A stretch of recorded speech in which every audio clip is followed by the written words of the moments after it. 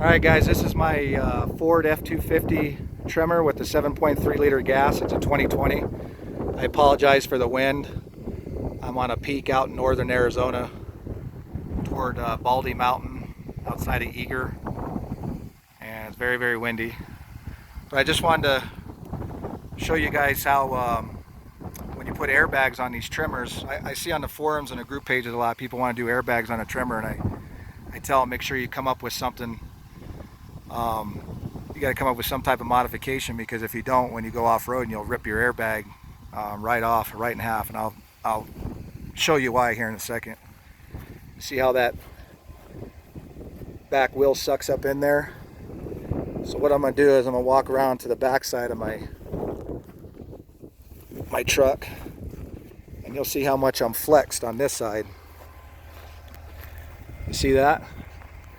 That wheel is barely touching the ground.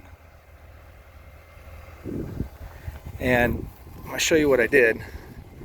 So if I come in here, I got the airlift bags, and see how they're connected up here? Well, they're completely disconnected on the bottom. You see this? See how big? That's probably from there to there is probably a 4-inch gap. I know it's kind of hard to tell because of the camera angle, but it's about a 4-inch gap from that cup to this. And some people run Daystars. I initially bought Daystars and I put them in here, but Daystars are almost probably 1.5 inches thick, so it took away some of my flex on the other side. And these airbags have internal bump stops inside of them, these airlifts, and they're internal bump stops, so I've run zero pressure in them. And then my airlines, I actually take the valve stems out of them, because if you don't, when these things compress, even though you have run zero pressure in them, as they come down, the pressure builds, and if you let the valve stem out, it'll be able to compress very easily without, hindering your vehicle from flexing. And what I did down here, I don't have any bracketry. Let me kind of show you how I did this. So what I did was, as you can see, my normal tang that comes out, that's the bump stop tang on a factory Ford. And usually you have your bump stop up there, and it comes down and it touches this. This is your factory tang. Bump stop would be up there and come down and touch that. So the airlift bracketry came with this, which is the bottom cup, and then it comes with this. And normally it'd have all kinds of bracketry and mounting to mount it from here down around the bottom of the axle. So what I did is I just welded that to the top of the tang, and then welded that cup to the top of that bracket.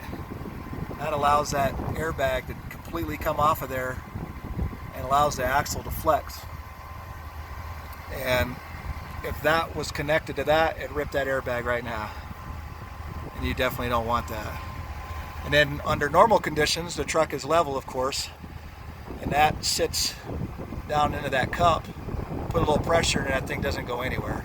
It's not going nowhere. I've had probably 3,000 pounds in the bed of this truck with these airbags going, and that is not coming out of there. It's completely stable, mainly because this piece right here just fits down in there like a cup.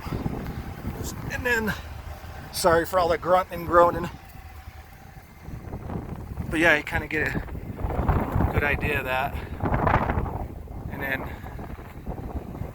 show you a little bit of flex over here. And yeah, I know I'm posing, but I basically did it to show guys about the airbags.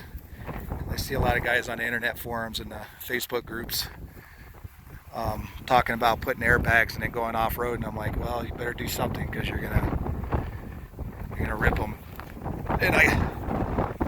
And this, you see how this wheel is sucked up in there right now?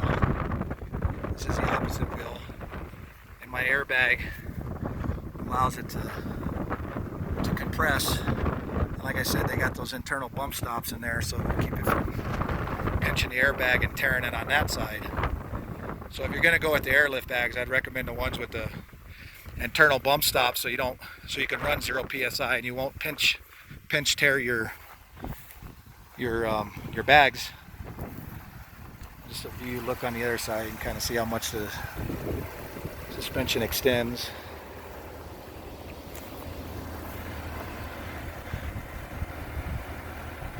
And that's it. Hopefully that'll help some of you guys out there. If you have any questions, suggestions, anything like that, let me know. I'll do my best to answer them. Thanks for watching.